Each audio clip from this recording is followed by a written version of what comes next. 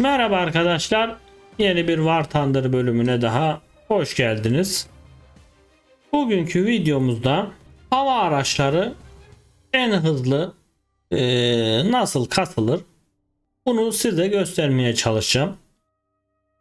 Şimdi bunun için ihtiyacımız olan iki şey var.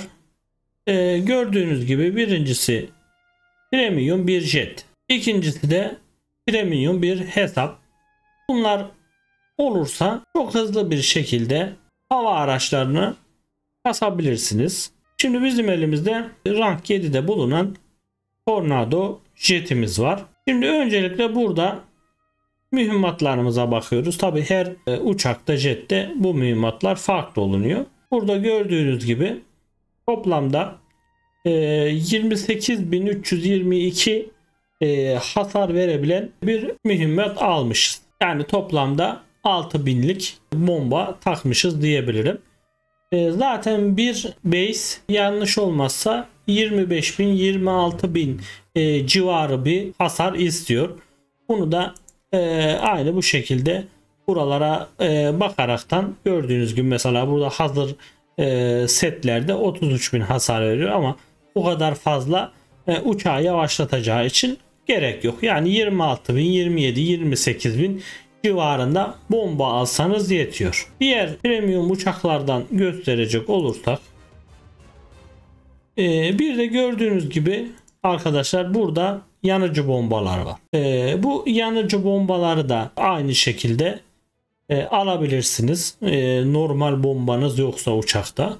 Bu yanıcı bombalarda çok güzel base vurmak için iş yapıyor. Ama dikkat etmeniz gereken bir kısımda gördüğünüz gibi ödül çarpanı. Yani bu ödül çarpanı ne kadar yüksek olursa o kadar fazla ödül alıyorsunuz. Daha çok bomba taktığınızda bu ödül çarpanları gördüğünüz gibi düşüyor.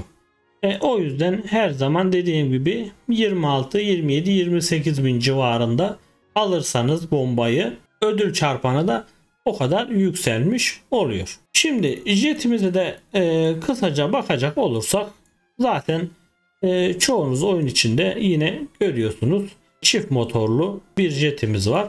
Oyun içinde hızı gayet yerinde. Ne yavaş ne çok da hızlı. Yani bir MiG-23 ML kadar değil. Evet, şimdi ilk oyunumuza geçerek yavaştan bu hızlı kasma yöntemine bir göz atalım. Evet. Şimdi oyunumuza başlıyoruz. Tabi bunlar arkadaşlar kayıttan aldığımız oyunlar. Kendi oynadığımız oyunlarda her zaman bu kadar iyi puanlar tabii ki yakalayamıyoruz. Biz de böyle olunca iki tane güzel kaydı sizler için hem böyle bilgilendirme amaçlı olsun diye hem de öğretici bir video olsun diye yayınlamak istedim. Şimdi demin gösterdiğim gibi tabi 6.000'lik bombamızı da aldık. Yavaştan base'e doğru ilerliyoruz. Tabi burada ilk yapacağımız şey diğer uçakları vurmaktan ziyade biz yani ağacı araştırdığımız için gidip base'leri vurmak. Yani uçaklarla fazla ilgilenmiyoruz diyelim. Tabi şimdi bir de bu bombaların da atış hızları var. Bunlar da genelde Mach 1 oluyor. Biz tabi biraz hızlı olduğumuz için biraz yavaşladıktan sonra bombalarımızı base'e bırakıyoruz ve ilk base'imizi burada alıyoruz.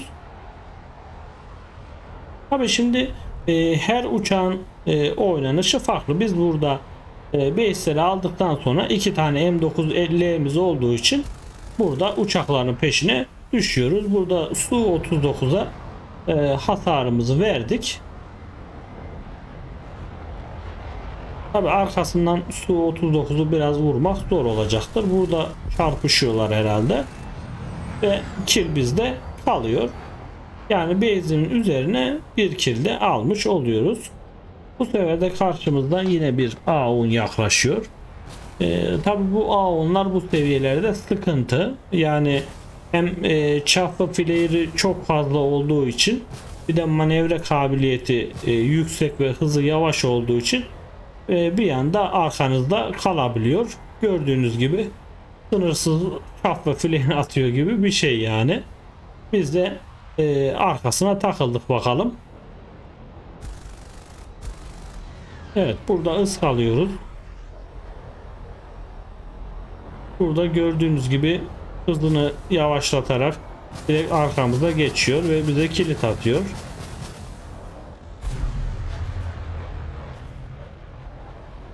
Tabi buralarda biraz dikkatli oynamak gerekiyor onlara karşı.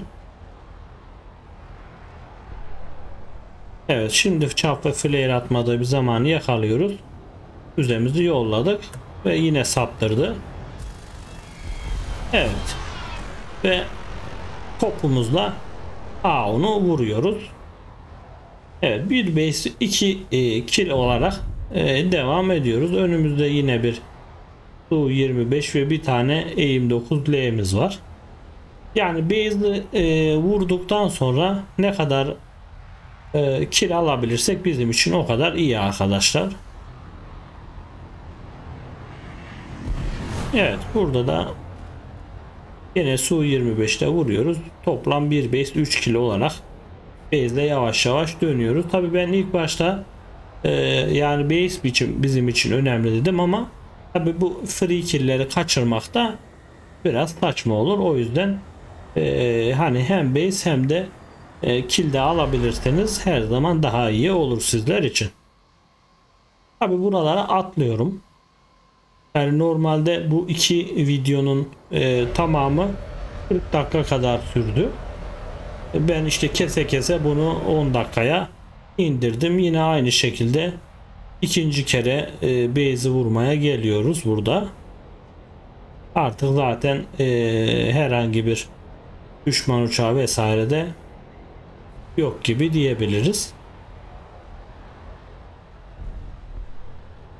Evet, ikinci base'imize dağıldık. Toplamda da gördüğünüz gibi 2615 puan var. Karşımızda bir tane havaalanına inmiş bir düşman jeti var. Ona doğru yavaş yavaş yaklaşıyoruz burada.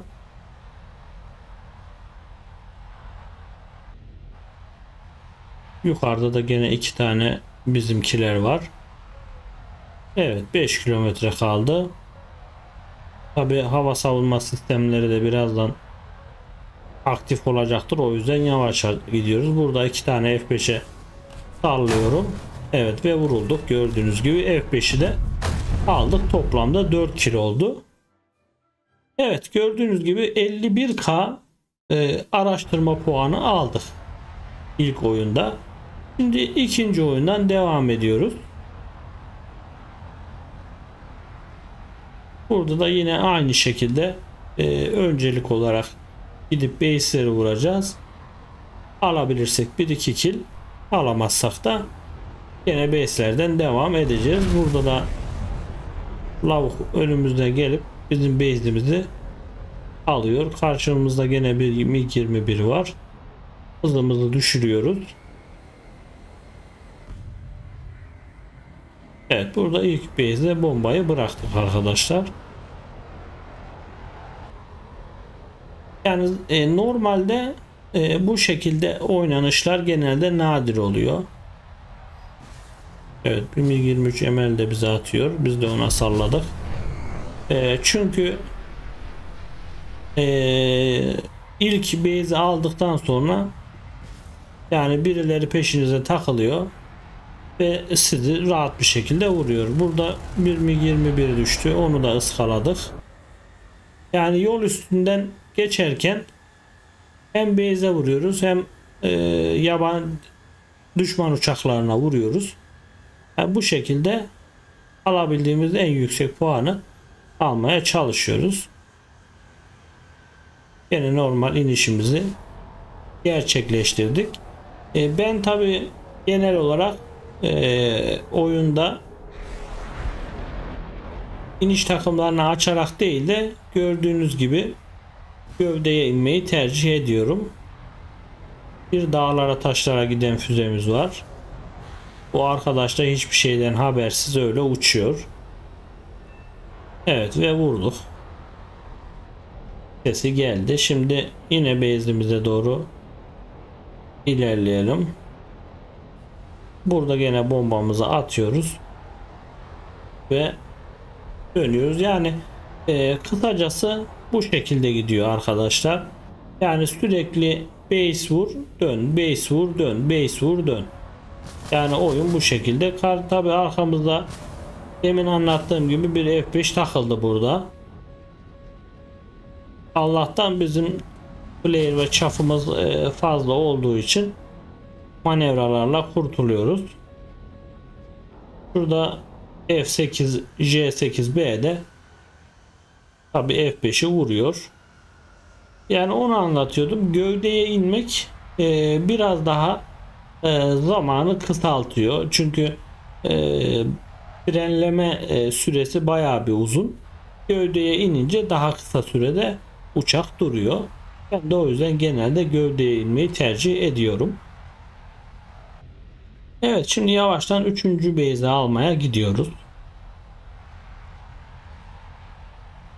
Yani oyunu şu anda Gajin bu premium uçaklarla direktman bu şekle çevirdi arkadaşlar. Yani hızlı bir şekilde ağacı, herhangi bir ülkenin ağacını kasmak istiyorsanız o zaten neredeyse bu F4'ler bütün ülkelerde var. O F4'leri alıyorsunuz, yanıcı veya bu patlayıcı bombaları takarak bütün ağacı rahat bir şekilde araştırabiliyorsunuz. Tabi böyle şimdi olduğu gibi istisna durumlarda olabiliyor. Ben bu oyunu mesela aynı gün içinde 2 defa denk geldi. Yani toplamda 2 oyunda 100.000 araştırmış olduk. Zaten uçakların en kralı hani 300.000, 100.000'de bayağı bir şey oluyor.